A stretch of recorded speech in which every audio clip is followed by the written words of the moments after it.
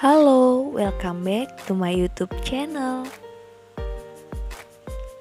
Tentunya masih bersama Bu Nurul di mata pelajaran biologi. Biasakan untuk menonton videonya sampai habis, jangan ada yang di skip agar materinya tersampaikan dengan baik. Assalamualaikum warahmatullahi wabarakatuh. Balik lagi bersama Bu Nurul. Gimana kabarnya anak-anak ibu? Hari ini kita lanjut materi klasifikasinya ya. Kali ini kita akan bahas tentang kunci determinasi. Sebelum Bu Nurul jelaskan, ada yang tahu nggak nih apa itu kunci determinasi? Ayo, apa?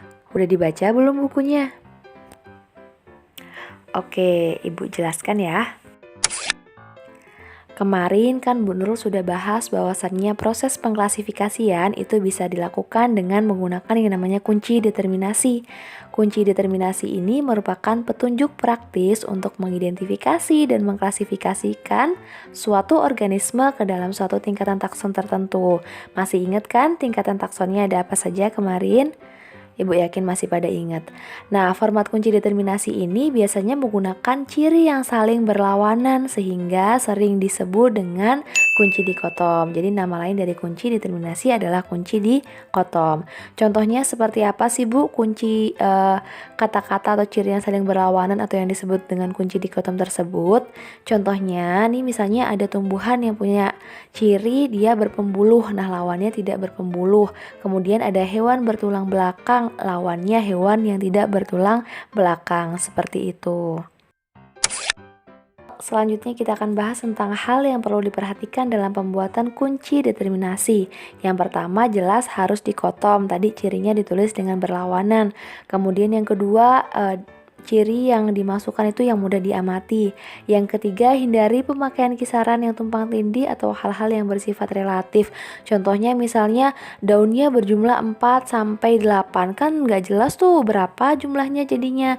Jadi misalnya contoh lain seperti daunnya kecil, daunnya besar, itu kan kurang jelas. Jadi tulis ciri yang lebih spesifik. Kemudian setiap kuplet diberi nomor, jadi ada penomorannya. Dan yang terakhir menggunakan kalimat yang sesingkat mungkin.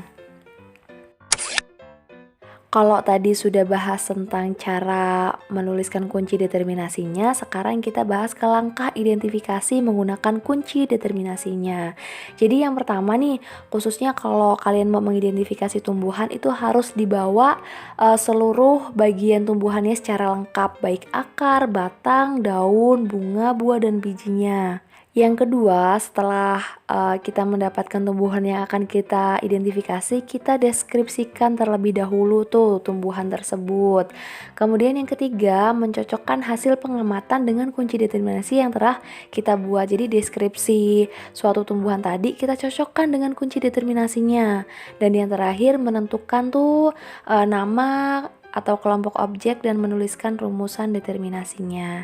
Nah, lanjut yuk kita Ibu beri contoh gimana sih cara penulisan atau proses pengklasifikasian menggunakan kunci determinasinya.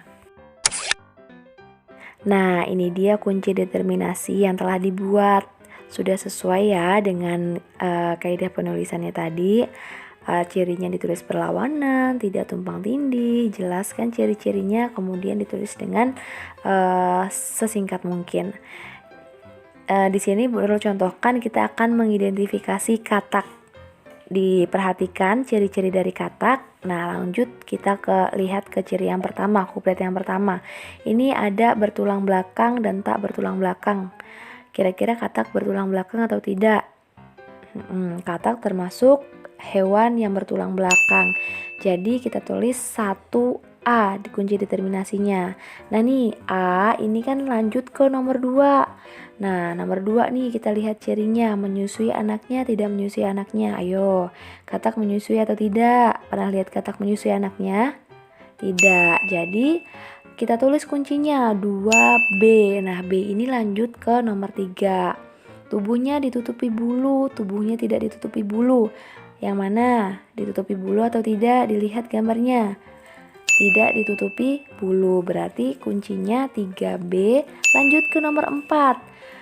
Kita perhatikan nomor 4, yang A bergerak dengan sirip, yang B bergerak tidak dengan sirip. Yang mana punya sirip enggak nih katak? Katak tidak punya sirip. Jadi kita tulis kuncinya 4B.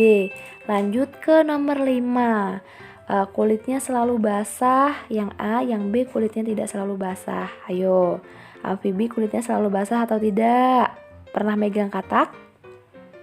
Jadi katak itu kulitnya selalu basah, 5A. Nah ini berakhir nih, jadi katak ini termasuk kelompok amfibi. Jadi tadi kunci determinasinya berapa saja? Ada 1A, kemudian 2B, kemudian 3B, kemudian 4B, dan 5A. Katak termasuk kelompok amfibi. Sampai di sini bisa difahami? Bisa ya?